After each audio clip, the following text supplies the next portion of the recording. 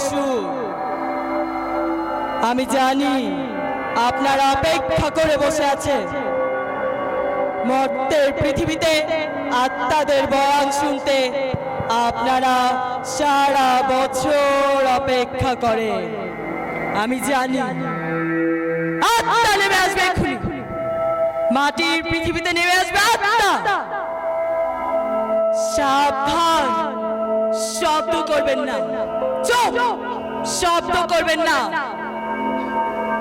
শব্দ করলে তারা আসে না, তাদের কষ্ট হয়। মর্তলোকে নেমে আসবে আত্মা। মন্ত্রের ডাকে মন্ত্রমুগ্ধ হয়ে একে একে নেমে আসবে তারা। তান্ত্রিক, শুরু করো তোমাদের মন্ত্র। মন্ত্র পড়ো, মন্ত্র পড়ো। সর্বং ভুবং বরেণ্যং দৈবস্য সূর্যং ভুবং দৈবস্য ধিয়ং ততমং।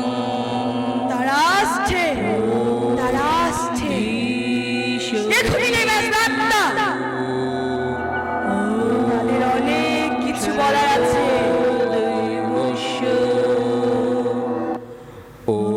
কাজী নজরুল ইসলাম, আপনি নেমে আসুন। মানুষের ডাকে সাড়া দিন, মন্ত্রের ডাকে সাড়া দিন। আপনি আসুন, আপনি আসুন, আপনি আসুন। থামো!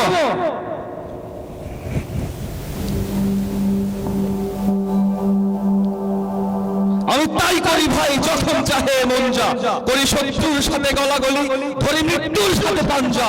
আমি উন্মাদ, আমি ঝঞ্ঝা, আমি মহামারী, আমি ভীতিয়ে ধরিত্রীর, আমি শাসন শাসন সংহার, আমি উষ্ণ চির অধীর বলবীর, আমি চির উন্নত শির। 1942 সাল থেকে 2018 দীর্ঘ 76টা বছর এই ছটফট, এই বিদ্রোহ, এই আগুন চুপ করেছিল। আজকে আপনারা আমাকে এই ভরা মজলিসে ডেকে এনেছেন, তার জন্য শুকরিয়া। আমার সময়কার উৎপীড়িত বেনিয়া শাসক গোষ্ঠীর বিরুদ্ধে, কুসংস্কারে আচ্ছন্ন সমাজ ব্যবস্থার বিরুদ্ধে, ধর্মান্ধতার বিরুদ্ধে আমি যা লিখেছি, বেশ লিখেছি। আজকে এখানে একে একে আমি সব বলবো। 76টা বছর যেগুলো বুকের মধ্যে আটকে ছিল, আজকে আমি সব বলবো। এই নিয়ে তৃতীয়বারের মতো সিলেট আসলাম। শেষবার যখন এসেছিলাম সেটা বোধহয় 1928 সাল। মুসলিম ছাত্রদের প্রাদেশিক সম্মেলন, বক্তব্য দিচ্ছিলাম। হঠাৎ মনে হলো দেশের এই দুঃসময়ে এই তরুণদের তো আমার খুব প্রয়োজন। এদেরকে তারুণ্যের একটা গান শুনিয়ে দিতে পারলে বেশ হয়। গান শুরু করেছি, উদ্দেশ্য তরুণ মুসলিম সমাজ। এরই মধ্যে বাজখাই কে যেন এক অন্তঃসার শূন্য বলে উঠল, গান যে গাইছেন ওটি কি জায়েজ? মায়া হয় প্রচন্ড সব মূর্খের প্রতি। আমি উত্তর দিলাম, বসন্ত কোকিল আপন মনে গান গায়, কাক আসলে উড়ে যায়। আপনারা আমাকে তাড়িয়ে দিলে আমি চলে যাব বই কি। তারপর আবার সে বাজ খায়, এই নজরুল নামাজ পড়ো। এর উত্তর আমি বোধহয় আমার মানুষ কবিতায় দিয়ে গিয়েছি। 7 দিন ধরে অভুক্ত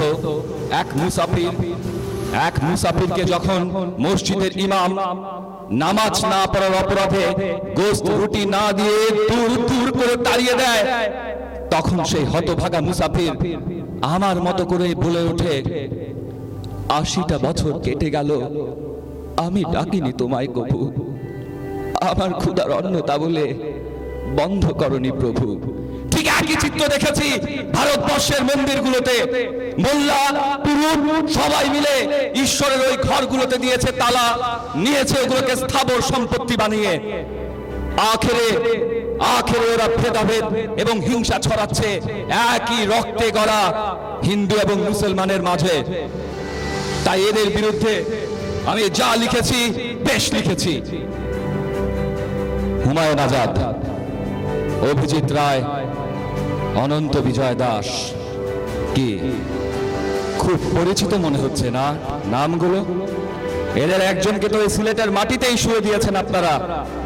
আমার মনে হয় কোথায় যেন আমি এদের সাথে একই সুতোয় গাঁথা। সুতোটা ধরে টান দিই, দিয়ে দেখি এরা এরা তো আমার মতো লেখালেখি করতো, একইভাবে ভয় পেত না, কোনো চোখ রাঙানি, টান মেরে ভাঙত মুক্ত চিন্তায় দেয়া শেকল। এদের মতো আমাকেও আপনারা নাস্তিক বলেছেন, কাফের বলেছেন। এখন আমার মনে হয় এরা এই দেশে মরে গিয়ে ভাগ্যবান, নাকি আমি আপনাদের হাত থেকে বেঁচে গিয়ে ভাগ্যবান ছিলাম। আমার শুধু মনে হয় মহান আল্লাহ তাআলা একমাত্র বাঙালি মুসলমানদের হাতেই ইসলাম রক্ষা করার ঝান্ডাটি দিয়ে রেখেছেন। তাই এসব ভণ্ড অমানুষ ধর্ম ব্যবসায়ী মানুষদের বিরুদ্ধে আমি যা লিখেছি বেশ লিখেছি। আমি সাম্যের কবি, সারাটা জীবন সাম্যের কথা বলে এসেছি, কিন্তু এখনো স্বাধীনতার এই 47 বছর পরেও বিশ্ববিদ্যালয়ের ছাত্ররা এখন কোটা নামক বৈষম্যের সংস্কৃতির বিরুদ্ধে লড়াই করে। তাদের উপর রাতের অন্ধকারে পুলিশ বর্বরোচিত হামলা চালায়। আমার মনে হয় তাহলে আমার বিদ্রোহ কি ব্যর্থ হয়ে গেল? কি পরক্ষণে আমার মনে হয় ওই ছেলেটিকে আপনারা দেখেছেন, যে একা পতাকা হাতে পুলিশদের বিরুদ্ধে দাঁড়িয়েছিল। এই হামলা যখন হচ্ছিল তার ঠিক একটু পাশেই তো আমার কবর। আমার ইচ্ছে হচ্ছিল কবর থেকে উঠে গিয়ে এই ছেলেটিকে বুকে টেনে নিতে। এরাই তো বাংলাদেশ, এরাই তো আমার ভবিষ্যতের তরুণ প্রজন্ম। আমি বিদ্রোহী কবি, আমি বিদ্রোহের মন্ত্রে বিশ্বাস করি। আমার বিদ্রোহের মন্ত্রে বিশ্বাসী ছেলেরা ভারতবর্ষের স্বাধীনতা এনেছে, ওরা 52 এনেছে, ওরা 71 এনেছে, ওরা এখনো লড়ে যাচ্ছে কোটা নামক বৈষম্যের সংস্কৃতির বিরুদ্ধে। আসলে অনেক কথা বলবার আছে, তো কথার খেই হারিয়ে ফেলছি। ও মনে পড়লো, এই তো কয়েক বছর আগের কথা।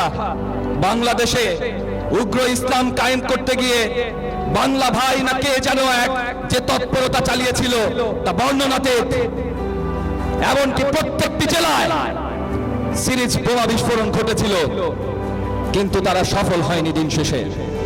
এই হিসেবে উপমহাদেশে আমি বোমা বিস্ফোরণ ঘটাইনি সত্য, তবে আমার লেখনীতে উপমহাদেশের মানুষদের পরাধীনতার শৃঙ্খল ভেঙে স্বাধীনতার যে আহ্বান আমি জানিয়েছি, সেটি বোমা বিস্ফোরণ থেকে কোনো অংশে কম ছিল না।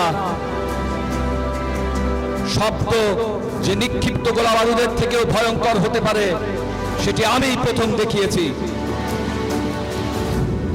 মনে রাখবেন, অন্যায় যে করে একমাত্র সেই ভয় পায়।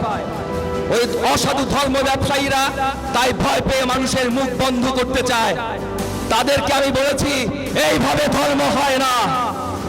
ধর্ম মানুষকে ভালোবাসতে শেখায়। সেই ভালোবাসা নির্দিষ্ট কোনো জাতির জন্য নয়, সেই ভালোবাসা সব মানুষের জন্য, সেই ভালোবাসা সবার জন্য। তাই আমি তাদেরকে বলেছি, মানুষের ঘৃণা করি ও কারা কোরআন বেদ বাইবেল চুম্বিছে মরি মরি। মানুষের ঘৃণা করি ও কারা কোরআন বেদ বাইবেল চুম্বিছে মরি মরি। অমুক হইতে কেতাব গ্রন্থ নাও জোর করে কেড়ে, যাহারা আনিল গ্রন্থ কেতাব সেই মানুষের মেরে। বুঝিছে গ্রন্থ ভণ্ডের দল, মূর্খেরা সব শোনো। মানুষ এনেছে গ্রন্থ, গ্রন্থ আনেনি মানুষ কোনো। কাজী নজরুল ইসলাম, আপনার সময় শেষ, আপনি চলে যান। থামো, এবার এবার একটু আমন্ত্রিত অতিথিদের দিকে আসি। এরা সবাই দাবি করবেন এরা নাকি যা করেছেন বেশ করেছেন, কিন্তু আমি এই মুহূর্তে এদের মধ্য থেকে কিছু সুবিধাবাদীদের মুখোশ উন্মোচন এখানে করতে চাই। এই যে মোহনদাস করমচাঁদ গান্ধী, মানুষ হিসেবে আমি আপনাকে শ্রদ্ধা করি। আপনি আমার মতোই মানবতার কথা বলেছেন, অহিংসার বাণী ছড়িয়েছেন উপমহাদেশে। কিন্তু বাপুজি, আমরা যারা স্বাধীনতার প্রশ্নে মাতাল হয়ে টক টক করে ফুটছিলাম, আপনি কি আমাদের স্বাধীনতার পথটি রুদ্ধ করে দেননি? যখন যখন অন্যায় চলছে তখন আপনি অহিংসার নামে ব্যর্থ একটি নীতি দিয়ে আপনি কি স্বাধীনতাকে বিলম্ব করে দেননি? অহিংসা যখন কার কাজ করে না, বরঞ্চ দুর্বলতা ভাবে এটিকে জানোয়ারের দল, তখন কি করণীয় ছিল আপনি এর কিচ্ছু বলে যাননি বাপুজি, আপনি কিচ্ছু বলেননি। এ দায় আপনি কিভাবে এড়াবেন মিস্টার গান্ধী? শালা ক্ষমতা ভুকা ভণ্ড গোলাম আজম, তুই শুধু যুদ্ধাপরাধী না, তুই এদেশে মৌলবাদ এবং সাম্প্রদায়িকতার বিশ্বাস সৃষ্টির জন্য দায়ী। তোর দল জামায়াত ইসলামের সৃষ্টি হয়েছিল যে মওদুদের হাত ধরে। ইসলাম যেখানে সহনশীলতার কথা বলে, ইসলাম যেখানে মানবতার কথা বলে, ইসলাম যেখানে শান্তির কথা বলে, সেইখানেও এই মওদুদ চরমপন্থা অবলম্বন করতে নির্দেশ দিয়েছিল। তুই আর তোর দল জামায়াত ইসলামী আমাকে যে এত পছন্দ করিস, তার কারণ আমি ব্যক্তি নজরুল নয় আমার সৃষ্টিকর্ম। আমার পূর্ববর্তী বাংলা সাহিত্যে প্রভাব বিস্তারকারী যতজন সাহিত্যিক ছিলেন, এদের সবাই ছিলেন হিন্দু, এই সত্য সবাই জানে। তোদের দরকার ছিল একজন মুসলিম স্বজাতি সাহিত্যিকের, যাতে শৌর্যে বীর্যে তোদের মুসলিম আইডেন্টিটি নিচে পড়ে না যায়। তাই প্রজন্ম থেকে প্রজন্মে শিক্ষা দিয়েছিস। আমার নোবেল চুরি করেছে রবীন্দ্রনাথ। রবীন্দ্রনাথের জন্য আমি বিশ্বকবি হয়ে উঠতে পারিনি, অথচ এই রবীন্দ্রনাথ যখন নোবেল পুরস্কার পায়, আমার বয়স তখন মাত্র 14 বছর। এই রবীন্দ্রনাথকে আমি অন্তর থেকে শ্রদ্ধা করেছি, এই রবীন্দ্রনাথকে আমি গভীরভাবে ভালোবেসেছি। আমার লেখনী যে রবীন্দ্রনাথের লেখনী থেকে সম্পূর্ণ স্বতন্ত্র, সেটা তোরা পড়েও দেখিসনি। রবীন্দ্রনাথকে ধন্যবাদ। তার প্রতি সাম্প্রদায়িক ঘৃণা না থাকলে আজকে বাঙালি মুসলমানের মনে আমি হয়তো জায়গায় করে নিতে পারতাম না। মিস্টার খালেদ মোশাররফ, তোমার মধ্যে আমি আবার কিছুটা ছায়া দেখি। তোমার হয়তো কলম ছিল না বাপরি দোলানো চুল, কিন্তু সে একই চির উন্নত শির তুমি। আমি দেখেছি তোমার ললাটে রুদ্র ভগবান জলে রাজ রাজ টিকা দীপ্ত জয়শ্রীর সেখানে। কিন্তু তারপরে আবার ভাবি, তুমি ছিলে এক ফ্যান্টাসি প্রিয় সেনা অফিসার। সেনাবাহিনীতে আমিও চাকরি করেছি। আমার সেই জ্ঞান আমাকে বলে, তোমার সেই ফ্যান্টাসির জন্যই জাতীয় চার নেতার মৃত্যু হয়েছে, তাহের কু করবার সুযোগ পেয়েছে, মেজর জিয়া ক্ষমতায় এসে দেশটাকে সাম্প্রদায়িক রাজনীতিতে ভরে দিয়েছে। এত সব দায় থাকার পরেও তুমি কিভাবে বলবে তুমি যা করেছো বেশ করেছো?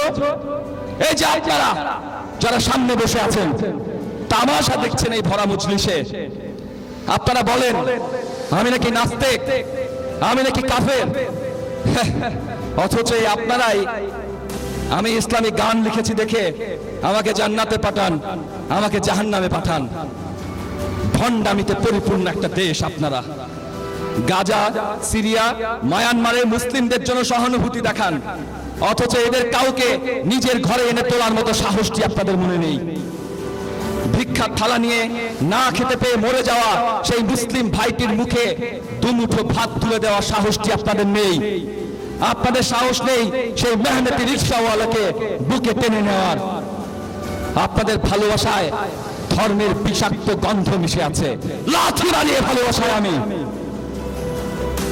তুরস্কে মানবতার ধর্ম প্রচারকারী কামাল পাশাকে আমি অন্তর থেকে শ্রদ্ধা করেছি, কিন্তু সম্পূর্ণ তার বিপরীত এরদোগান যখন রোহিঙ্গাদের জন্য খাদ্য পাঠায়, তাকে মাথায় তুলে নিয়ে নাচেন। আবার সেই একই এরদোগান যখন সিরিয়ায় শিশু হত্যা করে আপনারা চুপ করে থাকেন। দেশের সংখ্যালঘুদেরকে রেখেছেন জিম্মি করে। আপনাদের মতো ভণ্ড অমানুষ ধার্মিকদের বিরুদ্ধে আমি তাই যা লিখেছি বেশ লিখেছি। আমি সেকুলার, আমি সাম্যে বিশ্বাস করি, তাই ৭২-এর যে সংবিধান সেটি আমার। আমি ৭২-এর জাতীয় কবি। আমি এই ধর্মান্ধ মৌলবাদী সাম্প্রদায়িক বাংলাদেশে জাতীয় কবি হতে চাই না। আমি এই বাংলাদেশের থুতু ছিটাই। এই বাংলাদেশের জাতীয় কবি হতে পারে আল মাহমুদ, যে ভুল পাল্টে ফেলে দুদিন পর পর।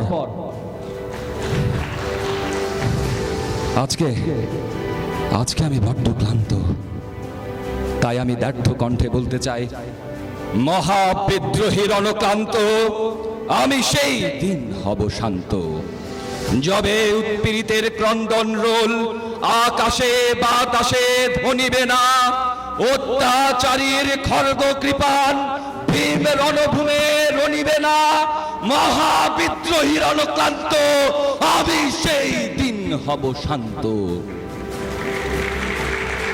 সময় ফুরিয়ে এসেছে।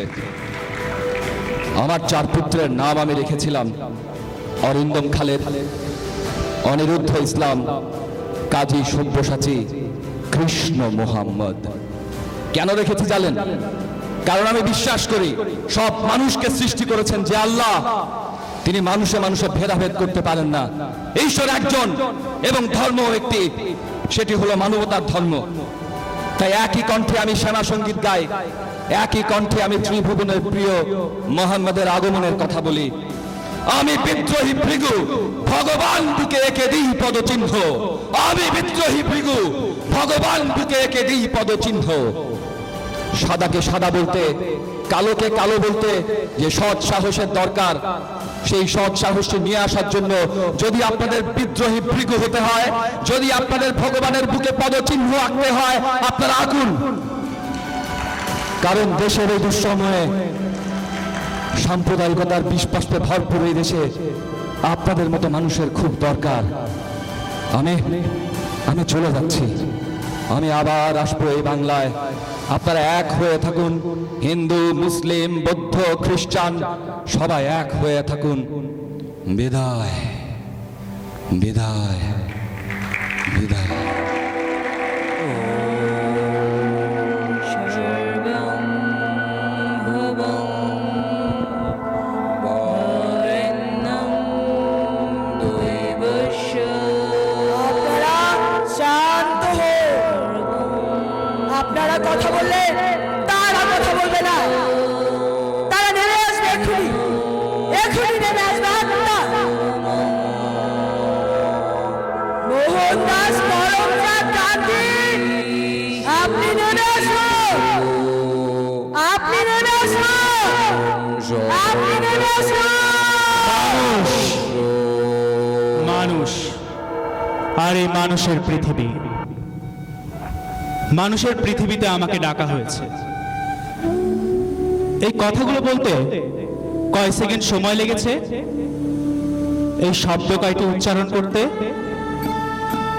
হ্যাঁ, খুব কম সময়, মাত্র 10 সেকেন্ড।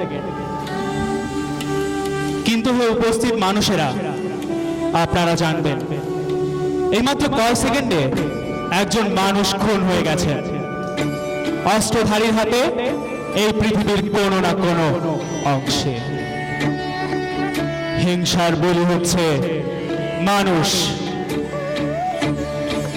এই ভূগোলের কোনো প্রান্তেই প্রতি 10 সেকেন্ডে খুন করা হচ্ছে 3 জন মানুষকে। এমন এক পৃথিবীতে আমাকে ডাকা হয়েছে। মানুষের হিংসা আর ক্রোধের আগুনে বলি দেওয়া হচ্ছে মানুষকে। সেই অতৃপ্ত আত্মার পৃথিবীতে আমি আর ফিরে আসতে চাইনি, তবুও আসতে হলো, কেননা আমার কথা বলার সুযোগ হয়েছে। এই হিংসার পৃথিবীতে স্বপ্নের কথা বলা মানুষেরা, এমন মানুষ খুব কমে যাচ্ছে দিন দিন। অথচ আমি ভেবেছিলাম আমাদের রক্তের কড়িকাঠের উপর দাঁড়িয়ে একটা সুন্দর পৃথিবী হবে, একটা সুন্দর ভারতবর্ষ হবে। ব্রিটিশরা চলে যাওয়ার সাথে সাথে দাঙ্গাও চলে যাবে। ব্রিটিশ গেছে, সেই সাদা রাক্ষসেরা ভারত ছেড়েছে, কিন্তু দাঙ্গা আছে, রাক্ষস আছে, আজও দাঙ্গা আছে, আজও আসানসোলে দাঙ্গা হয়, আজও গুজরাটের মুসলিম পাড়ায় আগুন জ্বলে। এক সপ্তাহ আগে ওই পারে ইমাম সাহেব সিফাতুল্লাহ চোখ দিয়ে অশ্রু ঝরে। এবারই মরে মানুষ এই পূর্ব বাংলায়। আজও নাসিরনগরে শিথিল সিঁদুর মুছে যায়, আজও যশোর রোডে কান্নার রোল পড়ে জুমার নামাজ শেষে। দাঙ্গা যায়নি বন্ধুগণ, ব্রিটিশ গেছে, রাক্ষস কিন্তু আছে। দেখতে দেখতে আমার মৃত্যুর 8 যুগ পার হয়ে গেল, কিন্তু ভারতবর্ষে গত 8 বছরে 400 দাঙ্গা হয়েছে। এই হিসাব ভারতে, বাংলাদেশে দাঙ্গা হয় না অবশ্য, কারণ দাঙ্গা করতে দরকার সংখ্যালঘুর বল, যে বলে 6% মানুষের নাই। তবু একচেটিয়া হামলায় কত মন্দির ভেঙেছে, কত শিথিল সিঁদুর মুছে গেছে, সে হিসাব আপনারা জানেন?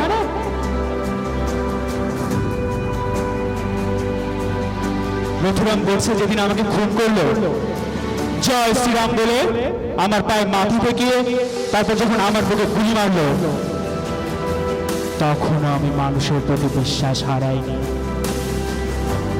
কিন্তু বিশ্বাস করুন, আজও পৃথিবী পাল্টায়নি, আজও পৃথিবী সেই আগের মতোই আছে।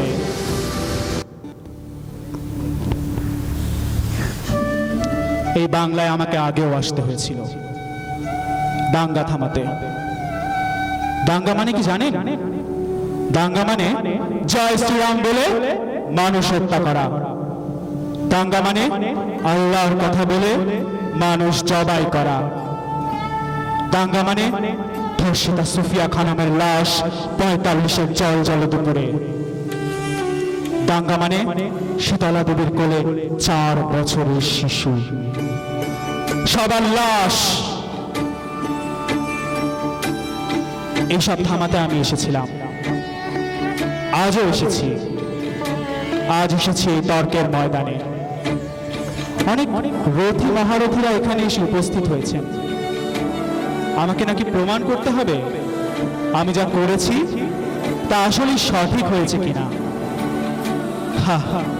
এই এতদিন পর আমি বাংলায় এসেছিলাম, চষে বেরিয়েছি গ্রামের পর গ্রাম। 50টি গ্রামের পুরো যাওয়া আমি দেখেছি 46-এর সেই অক্টোবরে। 10,000 মানুষকে খুন করা হয়েছিল মাত্র 72 ঘন্টায়। এই নোয়াখালীতে কয়েক হাজার মানুষকে জোর করে কলমা পড়ানো হয়েছিল, হিন্দু থেকে মুসলিম বানানো হয়েছিল। এই ছিল এই পারের ইতিহাস। মোহনদাস করমচাঁদ গান্ধী, আপনি চলে যান, আপনার সময় শেষ। থামো, চলে যান আপনি। আমাকে বলতে দাও, এই পৃথিবীতে যার অহিংসার মান খুব দরকার। তারও কয়েক সপ্তাহ আগে কলকাতার রাস্তায় পড়েছিল হাজার হাজার পাঞ্জাবি টুপি পরার লাশ। জয় শ্রীরাম বলে খুন করা মানুষের লাশ। মাটির উপর সবুজ জমিনে মফস্বলী রাস্তায় মুখ টুকরে পড়ে থাকা লাশ। লাশের কোনো প্রভেদ হয় না জানেন, সবার রক্ত লাল। দাঙ্গার শকুন সব লাশ খায় সমান তালে। ওইদিকে খুন করে জয় শ্রীরাম বলে, এইদিকে খুন করে আল্লাহু আকবার বলে, কিন্তু মরছে মানুষ। এমন অবস্থায় আমি ব্রিটিশ দাঁড়িয়েছিলাম, হিংসার পথে নয়, শান্তিপূর্ণ সত্যাগ্রহ করে। এই সহিংস পৃথিবীতে আমি অহিংসার বাণী প্রচার করতে চেয়েছিলাম। এই জন্য কেন জানেন? কারণ শান্তির সপক্ষে ঈশ্বর থাকেন, আল্লাহ থাকেন, ভগবান থাকেন। কিন্তু হিংসা ও হত্যার সপক্ষে কেবল থাকে পিশাচ আর শয়তান। যারা বিশ্বাসের দোহাই দিয়ে মানুষ মারতে চায় তারা তো ঈশ্বরের সৈনিক নয়, তারা তো হিংসার দোষর। হিংসা তো সর্ববিতাড়িত শয়তানের ভূষণ, মানুষের ধর্ম নয়। আমি মোহনদাস করমচাঁদ গান্ধী, জন্মেছিলাম ভারতের এক গৌড়া ধর্মভূমি পরিবারে। কিন্তু মানুষের প্রতি আমার ভালোবাসা একদিন আমাকে এক নতুন ঈশ্বরের সন্ধান দিয়েছিল। সে বিশ্বাসের বলে বলিয়ান হয়ে শুরু করতে পেরেছিলাম সত্যাগ্রহ আন্দোলন। আমার আন্দোলন চালিত হতো সংযম, অহিংসা আর শান্তির বলে বলিয়ান হয়ে। সত্যাগ্রহ আন্দোলন কেবল এক আন্দোলন ছিল না, সত্যাগ্রহ ছিল আমার বিশ্বাসের দুর্গ। আপনারা কি জানেন আমি একজন রাম ভক্ত হিন্দু ছিলাম, এখনো তাই। কিন্তু আমার দিন শুরু হতো রামগীতি আর সূরা ইখলাস পড়ে। আমি ভালোবাসতাম রাম, রহিম, কবির, নানক ইতি সবাইকেই। এই ভূখণ্ডের ন্যায় পিতা শ্রীরাম আর আরবের জাহিলিয়াত দূর করা হযরত মুহাম্মদ, তারা দুজনেই ছিলেন আমার সমান শ্রদ্ধার। কারণ আমি জানতাম, জানাতে চাইতাম এসব প্রেরিত পুরুষদের আদর্শ। ব্রিটিশ কলোনিবাজরা যে ভ্রাতৃঘাতী দাঙ্গা শুরু করেছিল, সে দাঙ্গা থামাতে হয়েছিল আমাকে। হিন্দু আর মুসলিম এই সম্প্রদায়কে শান্ত করতে আমি আমার সর্বোচ্চ চেষ্টা করেছি সেদিন। এজন্য আমি যবনের হাতে ভাত খেয়েছি, অন্য পাপ হয়নি বন্ধুগণ। মানুষের লাশ দাফনের সময় আমি রামগীতি আর দুরূদ শরীফ দুটোই পড়েছি। আমার ঈশ্বর আমাকে গ্রহণ করেছেন, কিন্তু আপনারা আজও আমাকে গ্রহণ করতে পারেননি। আপনাদের অনেকে এখন ষড়যন্ত্র তত্ত্ব দেন আমার নামে। আমি নাকি ব্রিটিশদের দালাল ছিলাম। বছরের পর বছর অব্দি জেল খাটিয়েছে যে ব্রিটিশ, আমাকে মেরে ফেলতে খুনি পাঠিয়েছিল যে ব্রিটিশ, আমি নাকি তাদের দালাল ছিলাম। সংঘর্ষের দুনিয়ায় কি শান্তি চাইলে সে বুঝি দালাল হয়ে যায়? আমি একবারই ব্রিটিশদের সমর্থন দিয়েছিলাম, সে দ্বিতীয় মহাযুদ্ধে। সেই বিশ্বঘাতী যুদ্ধে ব্রিটিশদের সমর্থন না দিলে আমাকে নরপিশাচ হিটলারকে সমর্থন দিতে হতো। এজন্যই আমি চেয়েছি দর কষাকষি করে একদিন ভারতের স্বাধীনতা আনতে। বিনিময়ে ব্রিটিশদের শান্তিপূর্ণ প্রস্থান বা সেফ এক্সিটের সুযোগ দিয়েছি। এই কি ছিল আমার অপরাধ? অস্ত্রাগার লুট করে জার্মানি দিকে হিটলারের সাথে দোস্তি করে নেতাজি সুভাষচন্দ্র বসু স্টাইলে স্বাধীনতা? বিশ্বাস করুন, এতে রক্ত বাড়ত, কিন্তু আপনার গায়ে লেগে থাকতো হিটলারি রক্তের দাগ। ব্রিটিশ তাড়ালেও জাপানিজ দাসত্বের কলোনি হয়ে যেত এই ভারতবর্ষ। তাই আমি আলোচনার টেবিলে স্বাধীনতা চেয়েছিলাম। হ্যাঁ, দেশভাগ থামানো যায়নি, কিন্তু এতে আমার হাত ছিল কতটুকু? আপনাদের শেরে বাংলা, সোহরাওয়ার্দী, সলিমুল্লাহ আর পশ্চিমের জিন্না সাহেবেরা পাকিস্তান চেয়েছিলেন।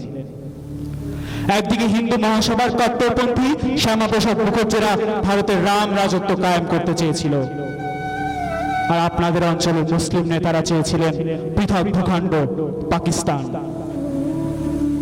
আপনারাই প্রস্তাব দিয়েছিলেন মাউন্টব্যাটেনকে, আপনারাই দাওয়াত করে এনে কাছে তুলে দিয়েছিলেন রেড ক্লিফের হাতে, আর সেই রেড ক্লিফ ভাগ করেছে। এভাবেই একদিন মানচিত্র ভাগ হয়েছিল। দেশভাগ হলো, কিন্তু মানুষের ভাগ্য পড়ল। পাঞ্জাবের রাস্তায় পড়ে থাকা মানুষের লাশ, যশোর রোড আর কুমিল্লা বর্ডারে পড়ে থাকা মানুষের লাশ হিরবাহিনীতে আমি রাজি আছি। আমার কোনো দৈব শক্তি ছিল না যার বলে অনায়াসে ভাইয়ের খুনে ভাইয়ের রক্ত লাল আমি ঠেকাতে পারতাম। আমি পারিনি, কিন্তু আমার কর্মের মূল্যায়ন করে দেখুন আমি কতটুকু পেরেছি। আমি হয়তো পারিনি, ব্যক্তি মোহনদাস গান্ধীকে দরকার নেই আপনার, কিন্তু আমার যে অহিংসার বাণী, আমার যে স্বপ্নরাগ, তার দরকার আপনাদের সব যুগে সব সময়।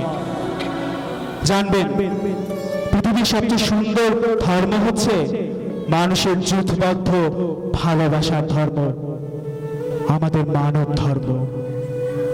সে ধর্ম নেমে আসে পৃথিবীর বুকে।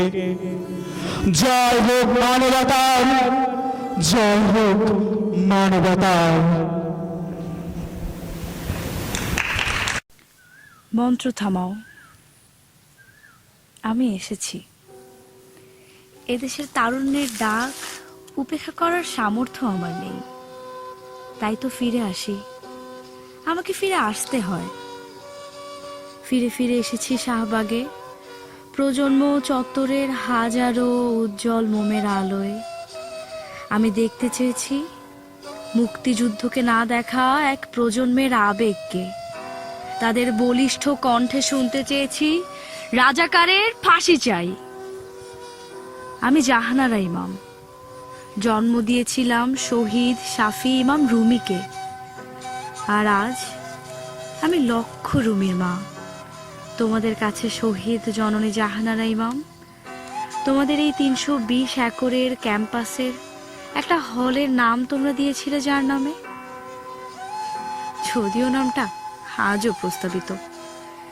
কারণটা হয়তো কারো কারো কাছে আমার পরিচয় দেশদ্রোহী।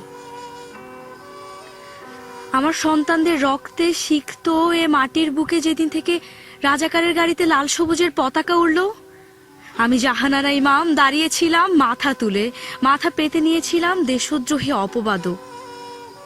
একবার তো পুলিশের লাঠিচার্জে ভিজে হাসপাতালেই যেতে হলো, তবু থামিনি। আজ আবারও যখন সেই শকুনের ডানা ঝাপটানি শুনতে পাই, আবারও কিছু বজ্র কণ্ঠ, কিছু ক্ষুরধার কলম, কিছু বলিষ্ঠ কাঁধের প্রয়োজন অনুভব করি, যাদের ভেতর জাগ্রত রুমিদের আত্মা, যাদের স্লোগানে আমি রুমির কণ্ঠ শুনতে পাই। এই যে নিবরাজ ছেলেটা, ওকে ওকে কিছুটা আমার রুমির মতোই লাগে কি? ও তো হয়ে উঠতে পারতো আরেকজন রুমি, আরেকটা সূর্য। সেখানে নিবরাসরা কেবলই এক একটা খোলস, আত্মাটা শুষে নিয়ে ভেতরের জিহাদি বইয়ের পাতা পুড়ে দেওয়া খোলস এক একটা। নিবরাসরা সেদিনই মরে যায়, ওদের মগজটা মরে যায় যেদিন। কিন্তু রুমি, আজাদ, জুয়েলরা মরে না, মরে না অভিজিৎ, দীপন, রাজীব, হায়দারেরা। দেশমাতার জন্য এক একটা দৈহিক মৃত্যু দিয়ে ওরা বেঁচে থাকে এই তোমাদেরই মাঝে। আজ দর্শক সারিতে এই যে তোমরা, এত সুন্দর সুন্দর মুখ, এত উজ্জ্বল ছেলে মেয়েদের আমি দেখতে পাচ্ছি। আজ তোমরা একটা স্বাধীন দেশে, এত সুন্দর মুক্তমনা পরিবেশে এত দূর এসেছো। আরো বহু দূর আছে পাড়ি দেওয়ার। আমার রুমিরও ছিল আমেরিকায় উচ্চ শিক্ষায় সফল জীবন, অথচ আমার রুমি সেই 1971-এর পর থেকেই চির তরুণ হয়ে রয়ে গেল। সময়ের তুলিতে আমার রুমির বয়স বাড়েনি। ছবি হয়ে যাওয়া মৃত মানুষের কি আর বয়স বাড়ে? ছেলেটার আমার পড়তে যাবার কথা ছিল সুদূর আমেরিকায়, কিন্তু ও গেল না। বলল, আম্মা, দেশের এরকম অবস্থায় তুমি যদি আমাকে জোর করে আমেরিকা পাঠিয়ে দাও, আমি হয়তো যাব শেষ পর্যন্ত, কিন্তু তাহলে আমার বিবেক চিরকালের মতো অপরাধী করে রাখবে আমাকে। আমেরিকা থেকে হয়তো বড় ডিগ্রি নিয়ে এসে বড় ইঞ্জিনিয়ার হব, কিন্তু বিবেকের ভ্রুকুটির সামনে কোনো দিনও মাথা উঁচু করে দাঁড়াতে পারবো না। তুমি কি তাই চাও আম্মা? ওকে যেতে দিলাম। একের পর এক গেরিলা অপারেশন, ক্র্যাক প্লাটুনের উত্তাল সব অপারেশন, পাকিস্তানিদের উল্টে যাওয়া জিপ, এসব গল্পে ভরা চিঠি দিত মাঝে মাঝে।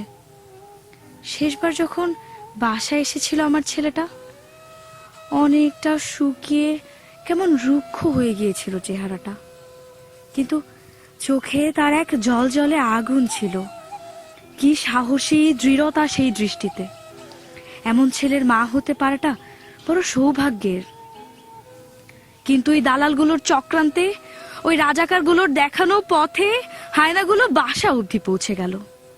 নিচতলার পানির টাঙ্কিটা থেকে টেনে হিচড়ে বের করে নিয়ে গেল আমার আমার ছেলেটাকে। যুদ্ধ শেষ হলো, বৌদি আসলো, মাসুদ ফিরলো, কিন্তু রুমি তো ফিরে এলো না। উৎসর্গ করেছিলাম রুমিকে আমার দেশের জন্য। যুদ্ধের সময় আমার স্বামী মারা গেল প্রায় বিনা চিকিৎসায়। কাঁদতে পারিনি, আমার চোখে সেদিন পানি আসেনি। 70-এর উত্তাল সময়টাতে আমার ছেলেটা বুঝতে পারছিল সময় আসছে যখন দেশটার অনেক রক্তের দরকার হবে। কিন্তু দেখো, দেশটার রক্তের তৃষ্ণা আজও জাগ্রত। আজও রুমির মতো অনন্ত বিজয় দাসের রক্তে সিক্ত এ মাটি। যতদিন নিব্রাসের মতো ছেলেগুলোর মাথায় সাম্প্রদায়িকতার কালো ছাপ, জিহাদি বইয়ের বিষাক্ত পাতা ঢুকিয়ে দেওয়া হতে থাকবে, ততদিন এ মাটির রক্ত তৃষ্ণা লাঘব হবে না। আজকে যখন শাহবাগ দেখি, গণজাগরণ মঞ্চে তারুণ্যের জোয়ার দেখি, বিশ্বাস দৃঢ় থেকে দৃঢ়তর হয়। যা করেছি বেশ করেছি। যেদিন ওই গোলাম আজমের গাড়িতে রুমিদের এনে দেওয়া জাতীয় পতাকা উড়ল, সেদিন আমি রুমিদের আর্ত চিৎকার, ওদের বোবা কান্না শুনতে পাচ্ছিলাম। আর বসে থাকা গেল না। আমি ঘাতক দালাল নির্মূল কমিটি গড়ে তুললাম। সমর্থন দিল হাজারো রুমিরা, সমর্থন দিল সুফিয়া কামালের মতো মানুষেরা, এমনকি ইউরোপীয় পার্লামেন্টও। লাঞ্ছনাও কম সহ্য করতে হয়নি। তৎকালীন বিএনপি সরকার, তাদের গ্রেফতার আদেশ, তাদের লাঠিচার্জ, তাদের হুমকি শরীরে বাসা বাঁধা ক্যান্সারের চেয়েও ছিল অধিক পীড়াদায়ক। শেষে ওরা দেশদ্রোহিতার মামলাও ঠুকে দিল। ৭১-এর সেই দেশদ্রোহী যাদের চক্রান্তে ওরা সেদিন রুমিকে টেনে নিয়ে গেল, তাদের ফাঁসির দাবি আদায় করতে গিয়ে নিজেই দেশদ্রোহীর খেতাব পেলাম। ১৯৯২ সালের সেই ঘাতক দালাল নির্মূল কমিটির গণ আদালত আমার নেতৃত্বেই গড়ে ওঠে, যার বাস্তবায়ন দেখতে আমাকে দীর্ঘ ২১ বছর অপেক্ষা করতে হয়েছে। আমি তো রাজনীতিবিদ ছিলাম না, ভবিষ্যতে আমাকে টেনে এনেছিল রাজনৈতিক অঙ্গনে। ২১ বছর পরে এসে আজ যখন ওই ঘাতকদের বিচার কার্যকর হতে দেখি, তখন মনে হয় ঠিকই করেছি। মনে হয় দেশদ্রোহিতার অপবাদের যোগ্য জবাব দিতে পেরেছি। ধর্মের মোড়কে রাজনীতির বিষাক্ত নিঃশ্বাস আজও বাংলার মাটিতে শেকড় গেড়ে আছে। হেফাজতে ইসলামের মতো দলগুলো এখনো আমাদের রাষ্ট্র ব্যবস্থার ঘাড় চেপে আছে। মিছিল করে বন্ধ করে দেওয়া হয় আমাদের মেয়েদের ফুটবল খেলা, আর ওই কিশোরীরা তাদের মুখের উপর জবাব দিয়ে ট্রফি জিতে আনে। সেই ৯০-এর দিনগুলো আবারও ফিরে আসে, কেবল রাজনৈতিক পরিচয়ের খোলসটা পাল্টায়, ভেতরে সব পচন ধরা মৌলবাদ। মেজর খালেদ মোশাররফ ক্র্যাক প্লাটুনের হয়ে যুদ্ধ করবার সময় রুমি দীর্ঘ চিঠি লেখার সময় পেত না। সব চিঠি হয়তো আমার কাছ অবধি পৌঁছতো না। যে কয়টা চিঠি আমি পেয়েছি, সংক্ষিপ্ত সেই চিঠিগুলোতে রুমি আপনার কথা প্রায় লিখত। কে ফোর্সের দক্ষ কমান্ডার আপনি, জলপাইরাঙা ইউনিফর্মের দম্ভ ছিল আপনার। রুমির কাছে আপনি ছিলেন ভরসা। সেই সূত্রে জলপাইরাঙা ইউনিফর্মের প্রতি শ্রদ্ধা তৈরি হয়েছিল আমার। কিন্তু ওই জলপাই রং আমার কাছে ফিকে হয়ে যায় তখন, যখন পাহাড়ে ওই জলপাই রঙের আড়ালে কালো ছায়া দেখি, যখন ওই জলপাই রঙের আড়ালে পার পেয়ে যায় তনুর ধর্ষকেরা, তখন আমার পাকিস্তানি হায়নাদের কথাই কেবল মনে পড়ে। আজকের ওই জলপাই রঙের ক্র্যাক প্লাটুনের সেই ভরসা কোথাও খুঁজে পাই না। কেন জলপাই রঙের এমন রূপ হলো বলতে পারেন? আজ যখন তোমাদের চেতনা ৭১-এ হাজারো মোমবাতি প্রজ্বলিত হয়, আজ যখন তোমরা মৌলবাদ বিরোধী আন্দোলনে স্লোগান তোলো, তখন আমি রুমির চিরচেনা হাসি যেন দেখতে পাই। মনে হয় এই তো রুমি বেঁচে আছে, ওর প্রিয় বাংলার মাটির কাছাকাছি আছে। ৯২-এর সোহরাওয়ার্দী উদ্যানে, ২০১৩-এর শাহবাগে আমি এভাবেই রুমিকে জীবন্ত হয়ে উঠতে দেখেছিলাম। আমি আবার স্বপ্ন দেখতে শুরু করি, রুমির প্রিয় বাংলাকে বর্তমানের হাজারো রুমিরা মৌলবাদের আস্তানা হতে দেবে না। আর কোনো নিবরাস তৈরি হবে না, আর কোনো বিজয় খুন হবে না। স্বপ্ন দেখি রুমির প্রিয় বাংলায় জিহাদি বই কারো মগজ খাবে না। রুমির প্রিয় বাংলা, আমাদের সবার প্রিয় বাংলায় মুক্ত চিন্তায় ঘাতকের আঘাত আসবে না।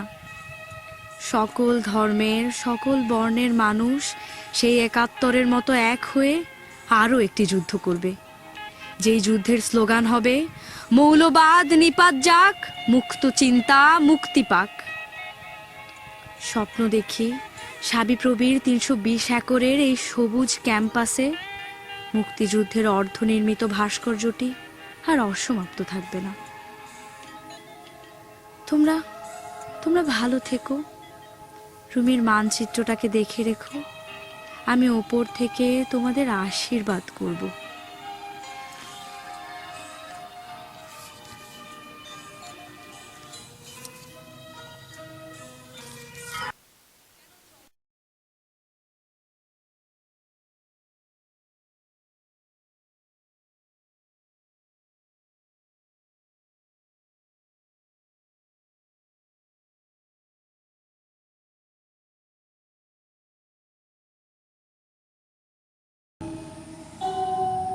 ঘৃণায় মুখ বিকৃত হয়ে আসছে,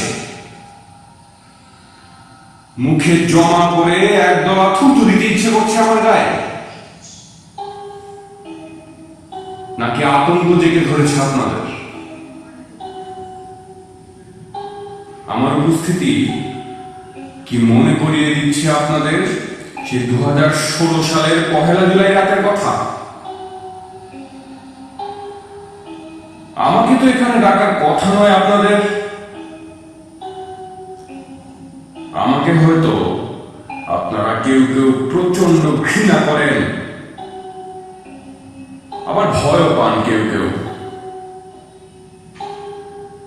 তারপরও আমি আপনাদের ডাকে সাড়া দিয়ে এখানে এসেছি। কেন এসেছি জানতে ইচ্ছে করেন আপনাদের? কেন এসেছি জানেন? কারণ আমি জানি এত এত ঘৃণা, এত আতঙ্কের মধ্যেও কেউ কেউ লুকিয়ে আছে আপনাদের মাঝে, যাদের কাছে আমি প্রবাদ পুরুষ, আত্মত্যাগের কান্ডারি, ইসলামের ঝান্ডাবাহক এবং এক আদর্শের প্রতিমূর্তি। তাদেরকেই জানানোর জন্য আজ আমার এখানে আসা যে তারা ঠিক পথেই আছে। তাদের হাত ধরে ইসলাম ফিরে পাবে তার হারানো গৌরব। আবারও এই দুনিয়ায় প্রতিষ্ঠিত হবে খেলাফত। আর সেই খেলাফত কায়েমের মহান যুদ্ধে আমি একজন শহীদ, নিবরাস ইসলাম। যেদিন থেকে আমি খেলাফতের জয়ধ্বনি বুকের উপর নিয়ে শাহাদাত বরণ করি, সেদিন থেকেই আপনাদের সবার মনে ঘুরপাক খাচ্ছে একটি প্রশ্ন: কিভাবে, ঠিক কিভাবে ধনী পরিবারের আধুনিক শিক্ষায় শিক্ষিত, স্মার্ট, হ্যান্ডসাম একটি ছেলে নিজ হাতে খুন করতে পারে নিরপরাধ কিছু মানুষকে? উত্তর দিব। উত্তর দেওয়ার জন্যই আজ আমার আসা। জানেন তো, আর সবার মতোই আমার জীবনেও ছিল আনন্দ, ফ্যামিলি, ফ্রেন্ডস, বাট ওরাই আমাকে বেঁধে রেখেছিল ইহজগতের মায়া, যাকে বলি মিথ্যা। বন্ধুদের সাথে বাস্কেটবল খেলা, চিল করা, গার্লফ্রেন্ডের সাথে ঘুরে বেড়ানো, এসব নিয়েছিলাম আপনাদের মতোই। এভাবেই চলছিল সব। এরপর হুট করেই পড়াশোনার জন্য মালয়েশিয়া চলে যায়।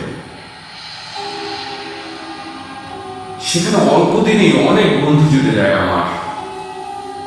আর হ্যান্ডসাম ছিলাম, মেয়েরাও সহজেই অ্যাট্রাক্টেড হতো। কিন্তু এই একঘেয়ে জীবনটা আর ভালো লাগছিল না।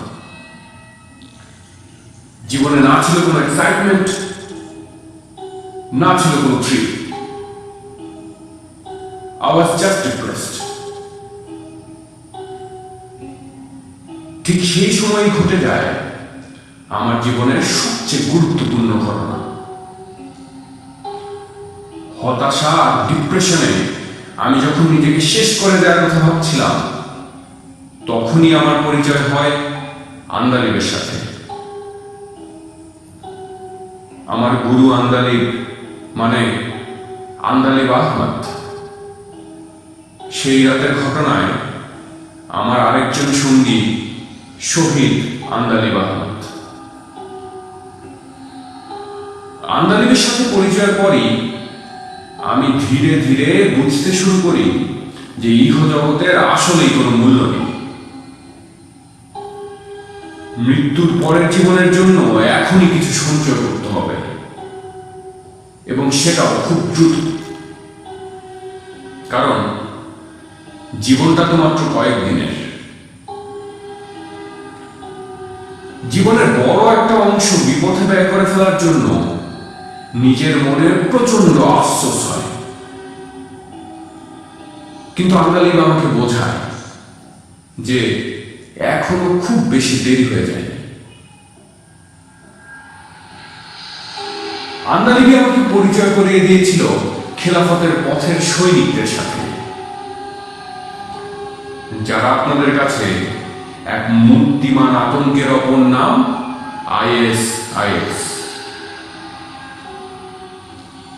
ওদের সাথে যোগ দিয়ে আমি বুঝতে পারি জাগতিক জীবনের হতাশা ও ডিপ্রেশনের থেকে মূল্যহীন আর কিছুই নেই। জানেন তো, প্রথম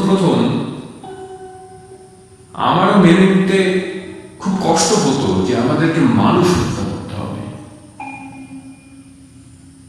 কিন্তু ধীরে ধীরে আমি বুঝতে পারি বিপদগামী মানুষকে কতল করায় দোষের কিছু নেই, বরং আছে স্বপ্ন পূরণের এক অদ্ভুত আনন্দ। আজ আপনারা এখানে নাকি অনেক হাই প্রোফাইল মানুষকে ডেকে এনেছেন। আমি আসার আগেই তো দম্ভ দেখিয়ে কথা বলে গেলেন এক ভণ্ড নাস্তিক কবি কাজী নজরুল। তিনি সাম্যের কথা বলে গেলেন। আপনাদের কাছে তিনি নাকি একজন ইসলামের কবি।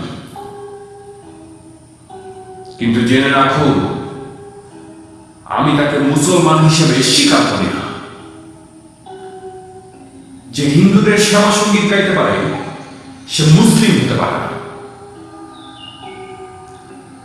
সে তার কবিতায় বলে গেছে, মানুষের চেয়ে বড় নাকি কিছু নেই। নাউজুবিল্লাহ। ইসলাম, আল্লাহ, রাসূল, খেলাফতের চেয়ে বড় কিছু হতে পারে না, মানুষও না। অসাম্প্রদায়িকতার যে বাণী সে ছড়িয়ে দিতে চেয়েছে আপনাদের মাঝে, এ তো ডাহা মিথ্যে। সাম্প্রদায়িক সম্প্রীতি বলে কিছু নেই। যারা এক আল্লাহকে বিশ্বাস করে না তাদের সাথে সম্প্রীতি হতে পারে না, হওয়া উচিত না। এবারে নিজের কথায় আসি। তখন আমি পড়াশোনা বাদ দিয়ে দেশে চলে আসি। 2016 সালের শুরুর দিককার কথা। অবশেষে আমার ডাক চলে আসলো। বাসা থেকে বের হওয়ার আগে বুঝতে পারছিলাম যে ফ্যামিলির সাথে এই আমার শেষ দেখা। আমার চোখে হয়তো পানি চলে এসেছিল, কিন্তু তবুও বেরিয়ে পড়েছিলাম জিহাদের পথে। আমাকে শেষ ট্রেনিং নেওয়ার জন্য পাঠানো হয়েছিল ঝিনাইদহ। ট্রেনিং শেষে চলে আসে সেই সময় ফাইনাল কাউন্টিং। কিছু কাফের বিধর্মী মুরতাদদের কতল করে শহীদের মর্যাদা দিয়ে সবাইকে জানিয়ে দিতে হবে আমরা আছি, আমরা থাকব। সেদিন ছিল 1 জুলাই। সকাল থেকেই আমি জানতাম এটা আমার জীবনের শেষ রাত। শুরুতে ভয় ভয় লাগলেও আমার পাশের সহযোদ্ধাদের এক্সাইটমেন্ট দেখে আমিও থ্রিল ছিলাম। I was really excited. এরপরের সব ঘটনাই আপনাদের জানা। আমরা শহীদ হওয়ার আগ পর্যন্ত কতল করেছি 20 জন মানুষ। আপনাদের মনে আছে ফরাজের কথা? সেই ছেলেটা যে কিনা বোকার মতো বন্ধুদের জন্য নিজের জীবন দিল। আমি চালিয়েছিলাম ফরাজের গলায় ছুরি। এক রাশ বিস্ময় নিয়ে এসে আমার দিকে তাকিয়েছিল, ঠিক মৃত্যুর আগ পর্যন্ত। গুলি খেয়ে যখন আমি মাটিতে লুটিয়ে পড়ছিলাম, আমার মনে হচ্ছিল জান্নাত যেন আমাকে টেনে নিচ্ছে। আমার মুখে হয়তো ফুটে উঠেছিল এক চিলতে হাসি। হ্যাঁ, আমি নিব্রাস পেরেছি খেলাফতের জন্য শাহাদাত বরণ করতে। হয়তো আপনারা আমাকে আজীবন ঘৃণায় করে যাবেন। ওই 20 জনের পরিবার আমাকে অভিশাপ দিবে আজীবন। কিন্তু শুনে রাখুন, আমি যা করেছি বেশ করেছি। কিন্তু ভাগ্যের কি নির্মম পরিহাস দেখুন। একজন শহীদের সাথে আজ আপনারা ডেকে নিয়ে এলেন মূর্তি পূজক দেশের জাতির পিতাকে। মূর্তি পূজক শিরককারী জাতির পিতা গান্ধী দেশ ভাগ করে। সেই দেশ বিভাগ তার ব্যক্তিগত রাজনৈতিক স্বার্থের বাইরে কিছু ছিল না। গোলাম আজমকে আপনারা হয়তো আমার পথের মানুষ হিসেবেই চিনবেন, কিন্তু সে এবং তার আদর্শের লোকগুলো আজ কোথায়? জিহাদের ডাক দেওয়ার এমন সময়ে তারা সবাই আত্মগোপনে। তারা সবকিছু রাজনৈতিক ভাবে খেলতে চায়। সরাসরি জিহাদে নামার চেয়ে এসি রুমের আরামই তাদের লক্ষ্য। এই গোলাম আজম 1971-এর পর গা ঢাকা দেয় পাকিস্তানে। জিয়াউর রহমান ক্ষমতায় না আসলে কি তার আর এদেশে ফেরা হতো? সে কাপুরুষ, জিহাদের জোস্তার নেই।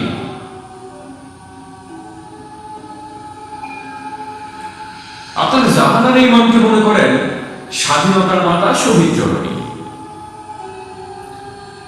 কিন্তু আপনারা কখনোই বোঝেননি যে তিনি জন্ম দিয়েছেন এক মূর্তিমান শয়তানের। একটি ইসলামী রাষ্ট্র ভেঙে যে কিনা তথাকথিত ধর্মনিরপেক্ষ রাষ্ট্র গঠন করতে চায়, তার চেয়ে বড় বিপদগামী আর কে হতে পারে? আর এই বিপদগামী পুত্রকে ইন্ধন দিয়ে যাওয়া জাহানারা ইমাম নাকি 90% মুসলমানের দেশের শহীদ জননী।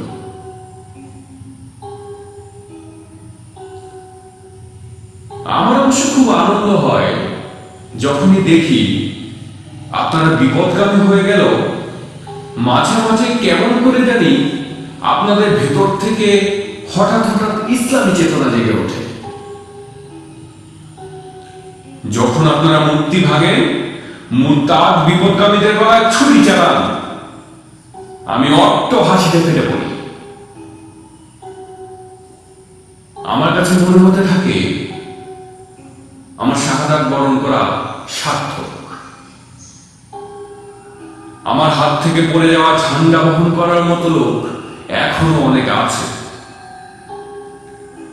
আপনারাই যখন ধর্ষণের জন্য নারী পোশাককে দায়ী করেন, নাস্তিক কতল হওয়ার সংবাদে আলহামদুলিল্লাহ বলেন, বিধর্মী পাহাড়িদের দেশচ্যুত করে রোহিঙ্গাদের আশ্রয় দেওয়ার দাবি তোলেন, তখন আমার আনন্দ হয়। I really feel proud. আপনারাই পারবেন খেলাফত ফিরিয়ে আনতে।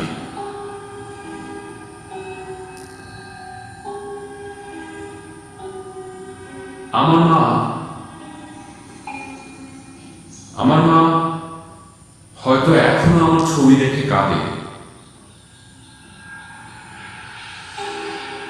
বাসার কাছের যে মাঠটায় ছোটবেলায় বাবার হাত ধরে হাঁটতাম, আমার বাবা এখন ওই দিকের রাস্তাটা এড়িয়ে চলে। বুকটা ফাঁকা ফাঁকা লাগবে বলে। আমার গার্লফ্রেন্ড, যে কিনা আমাকে ছেড়ে গিয়েছিল, সে নিজেকে দায়ী করে ওই মানুষগুলোর মৃত্যুর জন্য। পরিচিত মানুষদের কাছে আমি এখন দুঃসহ ঘৃণা রাখছি। আচ্ছা, আমাকে তো বলা হয়েছিল ওই মানুষগুলোকে কতল করলে আমি শহীদ হব, আমার শরীর থেকে সুঘ্রাণ আসবে। কিন্তু তাহলে মর্গে পড়ে থাকা আমার লাশ থেকে এত পচা গন্ধ কেন আসছিল? আর সব লাশের মতোই গলে যাওয়া লাশ হয়ে যায় কেন আমি? তবে কি আমার আখিরাতে সঞ্চয় কোনো কাজে লাগলো না? না না না, আমি যা করেছি বেশ করেছি, যা করেছি বেশ করেছি।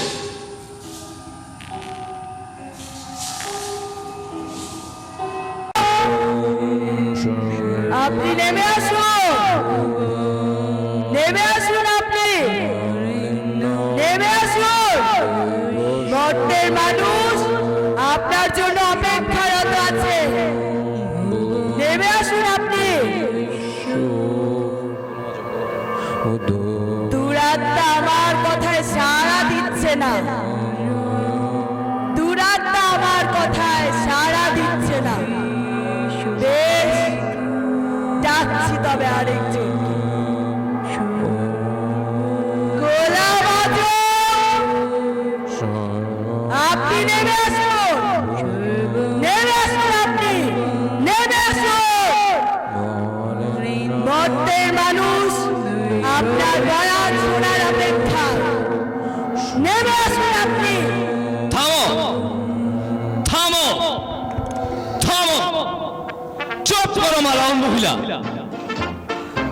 এই মেয়ে, তুমি নিজেকে মুসলমান মনে করো না? তাহলে মাথায় কাপড় নেই কেন? মালাউন মেয়েদের মতো কপালে টিপ দিয়েছো কেন? তোমার বাপ তোমাকে ইসলামিক তহজিব তমদ্দুন শিক্ষা দেননি? তোমার বংশ যদি নিজেকে মুসলিম বলে দাবি করে, তবে তুমি তোমার বুড়ো বাপকে জান্নাতের আশা ছেড়ে দিতে বলো। তার জান্নাত তখনই শেষ হয়ে গিয়েছিল যখন থেকে তার মেয়ে শিরকি কাজে লিপ্ত হয়েছে। বর্বর, অসভ্য, অশ্লীল মেয়ে। আমি গোলাম আজম, পিস কমিটির সিনিয়র লিডার, মর্তলোকের এই পৃথিবীতে হাজারো অলিয়া উলিয়ার পাক দেহের পাক খুশবু সমৃদ্ধ জায়গায় এসে গর্বিত। আজকে কিছু ঐতিহাসিক ঘটনা আপনাদেরকে বলবো, যেগুলোর জন্য দীর্ঘদিন থেকে আমাকে আর আমার দলকে দোষারোপ করা হয়। উপস্থিত বাঙালি মুসলিম সম্প্রদায়, ভারত মানে হিন্দুস্তান, এটা ঐতিহাসিকভাবে জুলুমবাজ একটা রাষ্ট্র। হিন্দুস্তান আজ পর্যন্ত তাদের দখলদারি মনোভাব পাল্টায়নি। এমন কোনো দিন নেই তারা সীমান্তে বাংলাদেশি হত্যা করে না। ফেলানি ঝুলে থাকে। আমাদের ইলিশ নিয়ে, আমাদের পাট নিয়ে তারা আমাদেরকে সিগারেট বিক্রি করে। ক্রিকেটে তারা আমাদের জোর করে হারিয়ে দেয়। তারপরও আপনারা তাদের নায়িকাদের দেখে একটু আষ্ঠান। বলিউড টলিউড দেখার জন্য বস্তা বস্তা এমবি খরচ করেন। মালাউন প্রণবকে চেয়ারে বসিয়ে নিজেরা দাঁড়িয়ে থেকে শান্তি অনুভব করেন। হে বাঙালি মুসলিম সম্প্রদায়, তোমাদের সদ্বুদ্ধি জাগবে কবে? এসেছি যখন আপনাদেরকে কিছু কথা স্পষ্ট ভাষায় বলি, কারণ মরার পর কারো উপর পরোয়া থাকে না। জীবদ্দশায় অনেক কৌশলী নীতি প্রয়োগ করতে হয়েছে আমাদের। যা বলতে পারিনি তখন, আজ সরাসরি তাই বলে যাব। ৭১-এর যুদ্ধ একটা ভারতীয় চক্রান্তের ফসল। ৭১-এর ধর্মযুদ্ধে ভারতের দালাল ওই সমস্ত মালাউন মুক্তিযোদ্ধাদের ঠেকাতে আমরা বানাই পিস কমিটি। পিস কমিটির নেতৃস্থানীয় লিডার হই আমি। গ্রামে গঞ্জে ওই জিহাদকে ছড়িয়ে দেওয়ার জন্য গঠিত হয় আল বদর।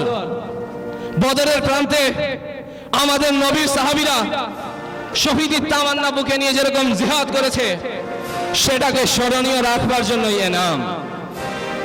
আল বদরের প্রাদেশিক প্রধান হন আমার ভাই শহীদ আলী আহসান মোহাম্মদ মুজাহিদ, এবং পুরো পাকিস্তান প্রধান হন শহীদ মাওলানা মতিউর রহমান নিজামী। আমাদের নেতৃত্বে, আমাদের নির্দেশনায় পূর্ব পাকিস্তানের সব হিন্দুদের দালাল মুক্তিযোদ্ধাদের আমরা হত্যা করি, দখল করি তাদের সব সম্পদ, তাদের মেয়েদের তুলে দেই ইসলামী পাকিস্তানি সেনাবাহিনীর হাতে। আমরা চাচ্ছিলাম এই পুরো বাংলার জমিনে যেন আর কোন মুজিব, যেন আর কোন তাজউদ্দিন, যেন আর কোন ধীরেন্দ্র দত্ত জন্মাতে না পারে। বাঙালির পুরো বংশই যেন হাইব্রিড হয়ে যায়। তাদের মেয়েদের শুদ্ধ করি আমরা, বপন করি পাকিস্তানের বীজ। আমরা ফতোয়া জারি করি, কোন সহিহ মুসলিম তথাকথিত বাংলাদেশ আন্দোলন সমর্থন করবে না। যেই করবে সেই হলো কাফের, আর তার মেয়ে মালে গনিমত। এই বাংলাদেশের জাতীয় সঙ্গীত, এই বাংলাদেশের জয় বাংলা স্লোগান, এই বাংলার লাল সবুজ পতাকা কোনো কিছুই আমার পছন্দ নয়। সবই হিন্দু আনি। লাল সবুজের লাল রং আসলে কমিউনিস্ট নাস্তিকদের লাল রঙের প্রতীক। মরে গেছি তাই আসল সত্য প্রকাশ করে দিয়ে যাচ্ছি। অনেকেই বলেন ৭১-এ নাকি ধর্ষণ হয়েছিল। এটা একটা উদ্ভট তথ্য। গনিমতের মাল ব্যবহার কখনোই ধর্ষণ নয়, এটা ইমানি দায়িত্ব। আপনারাই বলুন, ৭১-এ যদি একটু একটু ধর্ষণ হয়, আজকের বাংলাদেশে ধর্ষণ হচ্ছে না? তনু বিউটিরা পড়ে থাকছে না খালে বিলে ক্যান্টনমেন্টে? তো পাকিস্তানের সাথে না থেকে আমাদের তো ক্ষতি হলো বেশি। এখানে এই সন্ধ্যায় আরো অনেকেই আসবে এবং এসেছেও, কিন্তু প্রতিটা চরিত্র তাদের জীবনের কোনো না কোনো পর্যায়ে মালাউনদের দালালি করেছে। নজরুল ইসলাম ভালো মানুষ, সন্দেহ নেই। রবীন্দ্রনাথের হিন্দু আনি প্রভাবের সাহিত্য থেকে বেরিয়ে তিনি বাঙালি মুমিনদের জীবনচিত্র তার সাহিত্যে প্রবেশ করান, লিখেন শত শত ইসলামিক গজল, ইসলামী কবিতা। কলকাতার হিন্দু মারোয়ারি গোষ্ঠীর সংস্কৃত প্রাণ বাংলা বাদ দিয়ে তিনি বাংলা ভাষায় প্রবেশ করান আরবি ফার্সি শব্দ। সত্যিকার অর্থেই তিনি বাঙালি মুসলমানদের জাতীয় কবি। কিন্তু বাতির নিচে জায়গাটা সবসময় অন্ধকারই থাকে। নজরুল বিয়ে করেছিল মুশরিক হিন্দু নারী প্রমীলা দেবীকে, যা হারাম ইসলামে। সে তার কুফরি নীতি, সাম্যবাদ, নারী পুরুষ সম অধিকার, এই সমস্ত ধারণা দিয়ে গেছে। এগুলো সবই নাসারাদের ধারণা, কাফেরদের ধারণা। আমাদের বুঝতে হবে একটা পুরুষ ও একটা মেয়ে ছেলে, একটা মুসলিম ও একটা মালাউন কখনোই সমান নয়। এটাই খোদা তাআলার নিয়ম। এই জায়গাটাতেই সে ব্যর্থ। সে দালালি করেছে কাফেরদের, সে দালালি করেছে হিন্দুদের। গান্ধী কি এত আদর্শের কথা বলে গেল? মুখে ফেরেশতাদের মতো পবিত্র কথা বললেও প্রকৃতপক্ষে ও একটা ভণ্ড ছাড়া আর কিছুই না। যদি তার আত্মা সত্যি মহৎ হতো তাহলে সে অবশ্যই কংগ্রেস থেকে হিন্দুত্ববাদীদের বিতাড়িত করত। মেরুদণ্ডহীন গান্ধী ওই বন্দে মাতরম পন্থীদের বিরুদ্ধে কিচ্ছু করেনি। 47-এর আগে ওপরে ওই মালাউন হিন্দুরা যখন লাখ লাখ সাধারণ মুমিনদের মেরেছে, তখন তার শান্তিবাদ, তখন তার অহিংসা কোথায় ছিল?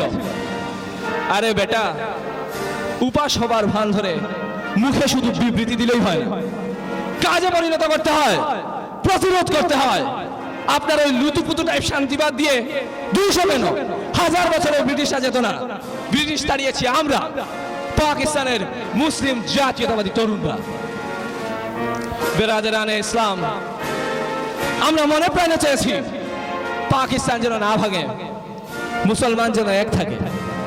এমনকি 71-এর পরও আমি ছুটে বেরিয়েছি জাতিসংঘে, ছুটে বেরিয়েছি ইউরোপে, মধ্যপ্রাচ্যে, যেন কোনো ক্রমেই বাংলাদেশকে স্বীকৃতি দেওয়া না হয়।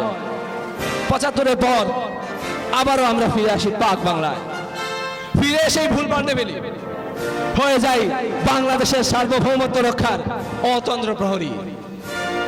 এভাবে আবেশ মাঝে মাঝে চলে যান।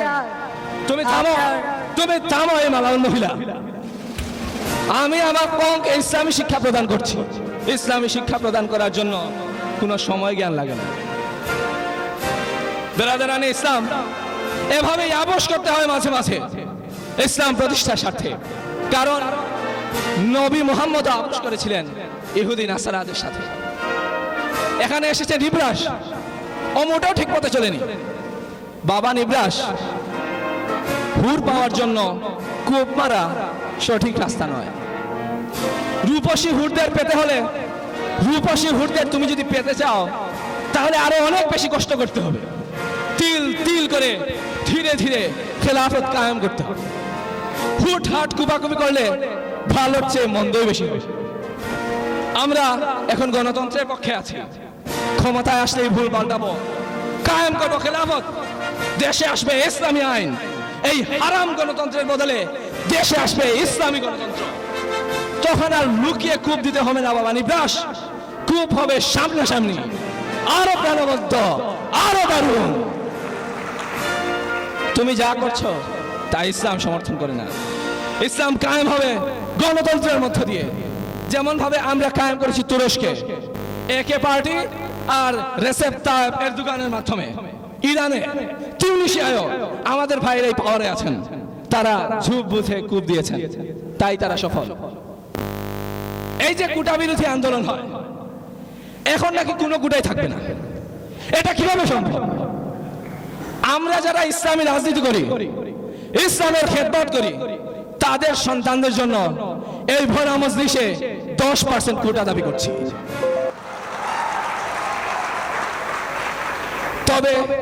তবে আমি সবচেয়ে বেশি হতাশাগ্রস্ত বাংলাদেশের সামাজিক অবস্থা নিয়ে।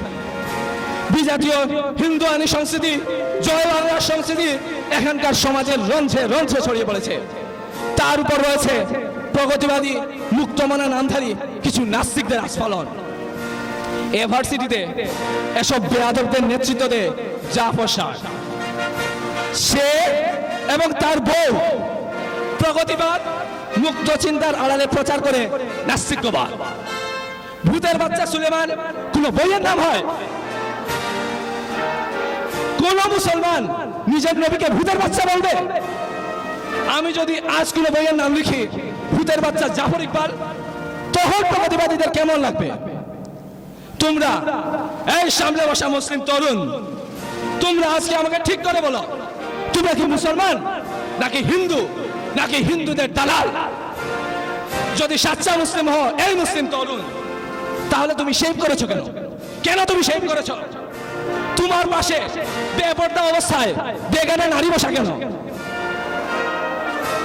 আমি হলফ করে বলতে পারি, এখানকার উপস্থিত 90% ছেলে মেয়ে বিবাহ ছাড়া মহব্বত করে, বিবাহ ছাড়া মেলামেশা করে। এই 90% ছেলে মেয়ে বিবাহ ছাড়া মহব্বত করে, মেলামেশা করে।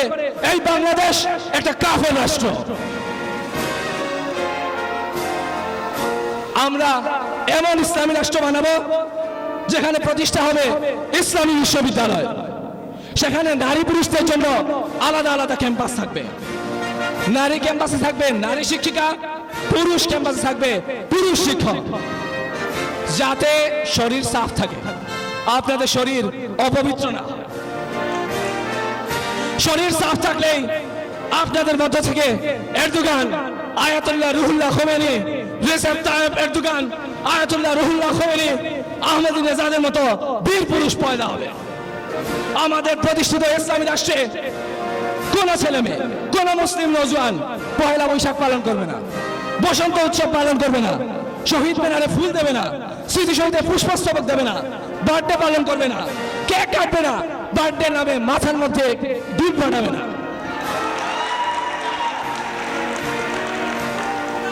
সবই হবে ইসলামী নিয়মে, ইসলামী আকীদা অনুযায়ী, ইসলামী আইন অনুযায়ী। জাহানারা ইমাম এখানে এসেছে, মাথায় হাফ ওড়না চড়ানো, সে একটা চেতনা ব্যবসায়ী, সত্যিকার অর্থে সে একটা জাহান্নামের ইমাম। সে সত্যি যদি নিরপেক্ষ হতো তবে তার ঘাতক দালাল নির্মূল কমিটি সব দলের অপরাধীদের কথা বলতো। আমি তাকে প্রশ্ন করি, আমি জাহানারা ইমামকে প্রশ্ন করি, কেন তার কমিটিতে আওয়ামী রাজাকারদের নাম ছিল না? আব্দুল সুবহান, মহিউদ্দিন খান আলমগীর এরা কি রাজাকার নয়? হাসিনার বেআই মুশারফ হোসেন কি দালাল না? পতাকা কি আমরা একলা লাগাই, ওরা লাগাই না? আর সে নাকি আমাকে দেশ থেকে বহিষ্কার করে দিতে চায়। আমি তাকে বলি, সুহরাওয়ার্দী শেরে বাংলা 47-এ দেশভাগ চায়নি, পাকিস্তান বিরোধী ছিল, তবুও তো তারা পাকিস্তানের প্রধানমন্ত্রী হয়েছে। তবে আমরা কেন দেশে রাজনীতি করতে পারবো না? জাহানারা ইমামকে আমি বলতে চাই, চেতনার জন্য, আদর্শের জন্য এত এত ত্যাগ স্বীকার করতে হয় না, স্বামী সন্তান হারাতে হয় না। আমাকে দেখুন, আমাকে দেখুন, আমি ভাষা সৈনিক। তমুদ্দুল মজলিসের মাত্র একদিনের ঘোষণাপত্র স্বাক্ষর দিয়েছিলাম, আর তারপর থেকে আমি ভাষা সৈনিক। উপস্থিত জনতা, আমি আপনাদেরকে বলি, আমি ভাষা আন্দোলনের বিরুদ্ধে 62 সালে স্টেটমেন্ট দিয়েছিলাম, বলেছিলাম ভাষা আন্দোলন করা পাকিস্তানের মুসলমানদের উচিত হয়নি। তারপরও বাঙালি মুসলিমরা আজও আমাকে ভাষা সৈনিকই বলে। জাহানারা দেখলে উপাধি একটি মাত্র সাইনে অর্জন হয়ে যায়, এমনকি পরে বিরুদ্ধতা করলো। মল ত্যাগের মতো এত এত ত্যাগ জরুরি নয়। খালেদ মোশাররফ আসবে, ও একটা স্বার্থপর, ওকে অনেকেই মনে করেন মুজিবের পক্ষের, আসলে ও কারো পক্ষেরই না, নিজের পক্ষের স্বার্থপর ভণ্ড খালেদ মোশাররফ। জুনিয়র অফিসাররা মুজিবকে যখন মেরে ফেললো, আর তখন ও কি করছে? সিনিয়র অফিসার হয়ে সত্যি যদি ও মুজিবকে ভালোবাসতো, জীবন দিয়ে হলেও মুজিবকে বাঁচাতো। সে ক্ষমতায় যেতে যাচ্ছিল, ক্ষমতাকেই পূজা করতো সে। 75-এর পর সে তার ক্ষমতার সাথে আওয়ামী পন্থী সাজে। এখন যেমন সেজেছে ইনু, মেনন, ওই মতিয়া চৌধুরীরা। পাক বাংলার তরুণগণ, আপনারা কেউই অমর নন, একদিন সবাইকেই মরতে হবে। আমি চিরকাল ইসলামের পক্ষে, নিয়মতান্ত্রিক উপায়ে ক্ষমতা দখলের মাধ্যমে খেলাফত প্রতিষ্ঠার পক্ষে। আমরা আশা করি এই সেকুলারদের প্রবল বিরোধিতা সত্ত্বেও তাদের মুখে থুথু দিয়ে বাংলাদেশি তরুণরা আবারও ইসলামপন্থী হবে ইনশাআল্লাহ। যাবার আগে শেষ কথা বলে যাই, 47-এ উপমহাদেশ ভাগ থেকে 71-এর পাকিস্তান ভাগ এবং 2014-তে মৃত্যুর আগ পর্যন্ত আমি গোলাম আজম যা করেছি বেশ করেছি। আপনারা আমাকে গালি দিতে পারেন, সমালোচনা করতে পারেন, কিন্তু বাদ দিতে পারেন না। এই বাংলাদেশ যতদিন প্রাসঙ্গিক থাকবে, এই গোলাম আজমও ততদিনই প্রাসঙ্গিক থাকবে। খোদা হাফেজ। দিন ইসলাম জিন্দাবাদ। বাংলাদেশ জামাত ইসলামী জিন্দাবাদ, জিন্দাবাদ। ডাকে সারা দে, মানুষের ডাকে সারা দে, নেমে আসুন আপনি, নেমে আসুন আপনি, নেমে আসুন। একজন কমিশন অফিসারের নামের আগে তার পদবি বলতে হয়, জানো না? Keep it in your mind. কাকে এই মঞ্চে ডেকে এনেছো? Just keep it in your mind. আমি রূপকথায় বিশ্বাসী নই, কিংবদন্তির কথাবার্তাও আমার বিশেষ জানা নেই। আমি বাংলাদেশের ইতিহাসের সামান্য কিছু অংশ সগর্বে বলতে পারি, কেননা এই গৌরবোজ্জ্বল ইতিহাস যারা রচনা করেছিলেন আমি তাদেরই একজন। 1971-এর মুক্তিযুদ্ধে পাকিস্তানের বিরুদ্ধে বিজয়ী হচ্ছে আমাদের একমাত্র উল্লেখযোগ্য বিজয়, আর এটাই হচ্ছে আমাদের রক্তাক্ত প্রকৃত ইতিহাস। We were fighting a war of attrition. In that we had to kill in self-defense as long as they were going to come and fight with us. আমি মেজর খালেদ মোশাররফ 1971-এর মুক্তিযুদ্ধে আমি ছিলাম 2 নম্বর সেক্টরের সেক্টর কমান্ডার এবং যুদ্ধের চূড়ান্ত পর্বে কে ফোর্সের প্রধান। In 1971 we were in the thick of the battle. আমি জানতাম যুদ্ধে জিততে হলে আমাদের গেরিলা বাহিনী গড়ে তুলতেই হবে, তাই শুরু করেছিলাম গেরিলা প্রশিক্ষণ। ট্রেনিং শুরুর আগে রুমি, বদি, আজাদদের মনে করে দিয়েছিলাম মাও সেতুংয়ের সেই উক্তিটি, যে কোনো স্বাধীন দেশই জীবিত গেরিলাদের চায় না। এদেশের সিভিলিয়ান তরুণেরা আমাকে অবাক করেছিল। সামান্য কদিনের প্রশিক্ষণ নিয়ে তারা দেখিয়েছিল চরম দুঃসাহস। মাত্র 20 জন সিভিলিয়ান তরুণদের নিয়ে গড়ে তোলা হয়েছিল crack platoon. These people were so much crack that they did the dangerous operation like Hotel Intercontinental. Crack প্লাটুনের তরুণেরা হিট অ্যান্ড রান পদ্ধতিতে ঢাকায় 82টি আক্রমণ করেছিল। আক্রমণগুলোর স্থায়িত্ব ছিল কম, কিন্তু এর আফটার ইফেক্ট ছিল ব্যাপক। We intended to make the whole nation a fighting force, and we did it. এই যে নিবলাস, bloody scoundrel! 1971-এ তোমার বয়সীরা হাতে 303 রাইফেল তুলে নিয়েছিল দেশটাকে স্বাধীন করার জন্য, আর তুমি জবাই করো নিরপরাধ মানুষ। রমনার টর্চার সেলে স্বাধীন দেশের হয়ে ওপেনিং এ নামতে যাওয়া জুয়েলের একটা একটা করে আঙুল প্লায়ার্স দিয়ে টেনে তোলা হয়েছিল। তবুও সে দেশের সাথে বেইমানি করেনি তার সহযোদ্ধাদের সাথে। আর কত সহজেই তোমার বয়সী অবিন্তা আর ফায়াজদের গলায় তুমি ছুরি চালিয়ে দিলে। এই নিবলাস, তোমার যুদ্ধটা কাদের বিরুদ্ধে?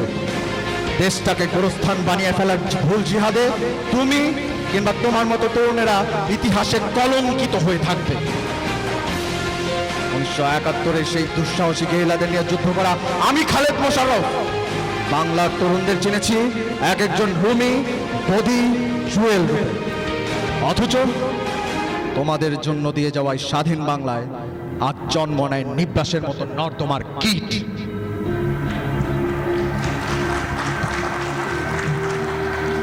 অবশ্য 2018-এর এই স্বাধীন বাংলাদেশে এমন নর্দমার কীটের সংখ্যাই বাড়ছে। রক্ত দিয়ে স্বাধীন করা বাংলার তরুণ সমাজের আজ নিজের মা বোনের সম্ভ্রম রক্ষা করার ক্ষমতা নেই। 1971-এর সেই পাকিস্তানি বাহিনীর জানোয়ার আর হবিগঞ্জের সেই কিশোরী বিউটির খুনি ধর্ষকদের মধ্যে কোনো তফাৎ কি খুঁজে পান আপনারা? আমরা যুদ্ধ করেছিলাম একটি স্বাধীন নিরাপদ দেশের জন্য, অথচ সেই দেশে আজ ঘর থেকে বেরোনোর পর জীবন নিয়ে ঘরে ফিরবেন সেই নিশ্চয়তা নেই। সেই যুদ্ধকালীন আতঙ্ক, মৃত্যুর ভয় এখনো স্বাধীন বাংলায়। এই যে আপনাদেরই একজন, আপনাদের ভাই মাহিদ, সামান্য কটা টাকা আর মোবাইলের জন্য কত সহজে তার প্রাণ কেড়ে নিল কিছু স্কাউন্ডাল বাস্টার্ড।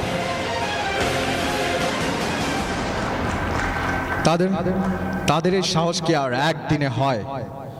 ভয়ঙ্কর এক বিচারহীন রাষ্ট্র ব্যবস্থার ছত্রছায়াতেই এমন সব দানবের সৃষ্টি হয়। একটি বৈষম্যহীন স্বাধীনতা এদেশ আজও অর্জন করতে পারল না। অবশ্য আর কি বলবো, বীরের খেতাব পাওয়ায় আমাকে নিয়ে সৃষ্টি হয় ইতিহাসে অনেক সন্দেহের প্রশ্ন। আমাকে বলা হয় আমি নাকি ইতিহাসের জঘন্যতম আতাতকারী। হ্যাঁ, আমি আতাতকারী। আমি যদি সেদিন আতাত না করতাম, মোশতাক গংদের দখলে থাকা আর্টিলারি অস্ত্র আর যুদ্ধ বিমানের ধ্বংসযজ্ঞ দেখতে হতো আপনাদের। তোমরা আজকের এই স্বাধীন বাংলার মুখ দেখতে পেতে না। গৃহযুদ্ধ কি জিনিস যাও দেখে আসো আফ্রিকাতে, মধ্যপ্রাচ্যে। আমি আতাত করতে চাইনি, কিন্তু আর্মিতে অন্তকন্দল, মোস্তাকগণদের ট্যাঙ্ক, আর্টিফিশিয়ারি সামরিক সরঞ্জাম আমাকে বাধ্য করেছিল আতাত করে দেশটাকে শান্ত রাখতে। আর এটাই যদি হয় আমার অপরাধ, তাহলে হ্যাঁ, আমি আতাত করেছি এবং যা করেছি বেশ করেছি। মেজর খালেদ মোশাররফ, চলে যান আপনি এবার, চলে যান এবার আপনি। I want to speak more. কবি নজরুল দাবি করেছেন আমি নাকি একজন ফ্যান্টাসি প্রেমী আর্মি অফিসার, যে কিনা কোনো রকম প্ল্যান ছাড়াই ফ্যান্টাসি থেকে কু করেছে। কিন্তু এই খালেদ মোশাররফ কখনোই ক্ষমতা চায়নি। আমি কোনো রাজনৈতিক দলের সাথে যুক্ত ছিলাম না। শুধুমাত্র 15ই আগস্টের অভ্যুত্থানকারী 6 মেজরের বাড়াবাড়ি রোধ এবং আর্মিতে চেইন অফ কমান্ড ফিরিয়ে আনতেই 3রা নভেম্বরের অভ্যুত্থানের নেতৃত্ব দিয়েছিলাম। এই অভ্যুত্থানের সঙ্গে রুশ ভারত তো দূরের কথা, কোনো রাজনৈতিক দল বা নেতার সংশ্লিষ্টতাও ছিল না। এটা ছিল অন্যায়ের বিরুদ্ধে প্রতিবাদ। সেদিনে সেই মিথ্যা প্রপাগান্ডা ছড়ানো এনায়েতদের উত্তরসূরি হলুদ সাংবাদিকেরা আজও আছে এই আপনাদেরই মাঝে, যারা ক্ষমতার প্রয়োজনে সংবাদ, ইতিহাস সব পাল্টে ফেলে। খবর নয়, এখন লক্ষ্যই থাকে টিআরপি বাড়ানো। দেশের জন্য আমার আত্মত্যাগকে আজ আপনারা ক্ষমতার মোড়কে আবদ্ধ করে ফেলেছেন। অথচ 1971-এর 23শে অক্টোবর কসবার উল্টো দিকে কমলা সাগরে পাকিস্তানিদের নিক্ষিপ্ত শেলের একটি স্প্লিন্টার আমার কপাল ভেদ করে সম্মুখ মস্তিষ্কে ঢুকে পড়ে। আমার মগজটা ছিটকে যায়। বেঁচে ফিরে আসাটা ছিল মিরাকল। আমার মৃত্যু সেদিন সেই পরাধীন বাংলায় হয়নি, আমার মৃত্যু হয়েছিল এই স্বাধীন বাংলায়। যারা ক্ষমতার পাকচক্রে অবহেলায় পড়ে থাকে আমার ও আমার সহযোদ্ধা হায়দার আর হুদার লাশ। হায়দার এবং হুদার মুক্তিযুদ্ধের 2 বীর। ইতিহাসে এই লাশের উপর দাঁড়িয়ে এই ক্ষমতায় আসে কিছু ক্ষমতালোভী মানুষ। যেই রাজাকারদের তাড়িয়ে দেওয়ার জন্য যুদ্ধ করেছি, সেই রাজাকাররা এদেশের রাজনীতিতে প্রতিষ্ঠিত হয়। সাম্প্রদায়িকতার বীজ বুনে এদেশে ছড়িয়ে দেয় মৌলবাদের বীজ বাষ্প। এই যে গোলাম আজম দেশে এসেছে পাকিস্তানি পাসপোর্ট নিয়ে, 16 বছর ধরে দেশে রয়ে গিয়েছে পাকিস্তানি নাগরিক হিসেবে। আজ যার গাড়িতে উঠছে স্বাধীন বাংলার পতাকা, অথচ এই নরপিশাচ কখনোই অপারেশন সার্চ লাইটের দায় এড়াতে পারে না। 25শে মার্চের আগে ক্যান্টনমেন্টের রাও ফরমান আলীর সাথে মিটিং করে গণহত্যার নীল নকশা করেছিল এই বাস্টার্ড। আজ গোলাম আজম জাহানারা ইমামকে জাহান্নামের ইমাম বলে গেলেন। কিন্তু দেখ, আজ তোকে সেই জাহান্নামে পাঠালো শহীদ জননীর লাখো সন্তান, লাখো রুমিনা। গোলাম আজম, এদেশের মাটি তোর জন্য না, এদেশে তোর কোনোদিন জায়গা হবে না, কোনোদিন এই জায়গা ছিল না। আর এই যে গান্ধী সাহেব, অহিংসা নীতির প্রবর্তক, উনি অহিংসা নীতি অনুসরণ করে স্বাধীনতা আনতে চেয়েছিলেন, কিন্তু এইভাবে স্বাধীনতা আনা সম্ভব না। সশস্ত্র বিদ্রোহ ছাড়া স্বাধীনতা কোনোদিনই সম্ভব না। সেদিন যদি হাতে অস্ত্র তুলে না নিতাম, অহিংসা নীতি অনুসরণ করতাম, তবে আজও বাংলাদেশ স্বাধীন হতো না। আজও আমাদের পাকিস্তানিদের হাতের পুতুল হয়ে থাকা লাগতো। জাহানারা ইমাম, আপনি আমার জলপাই রঙের ইউনিফর্মকে দায়ী করে দিলেন। হ্যাঁ, বর্তমানে জলপাই রঙের রূপ দেখে আমি নিজেও লজ্জিত হই। এই যে বাংলাদেশের সৈন্যরা, তোমরা কি ভেবেছ যুদ্ধ শেষ হয়ে গেছে? আজ তোমাদের মধ্যে নিজেরাই কেউ পাকিস্তানি শাসকদের রূপ নিয়েছ। পশ্চিম পাকিস্তান যেভাবে শোষণ করেছিল পূর্ব বাংলাকে, পাহাড়ে কি ঠিক সেভাবেই তোমরা শোষণ চালাচ্ছ না? দৃঢ় প্রত্যয় দেখেছি তারুণ্য এখনো বাংলায় আছে, যারা এদেশের লাল সবুজের পতাকাকে হিংস্র শকুনের থাবা থেকে রক্ষা করবে। বাংলাদেশ এক স্বপ্নের নাম। মৃত্যু লালিত স্বপ্ন, স্বপ্নের মধ্যে স্বপ্ন, dreams inside dreams. Bangladesh, Bangladesh.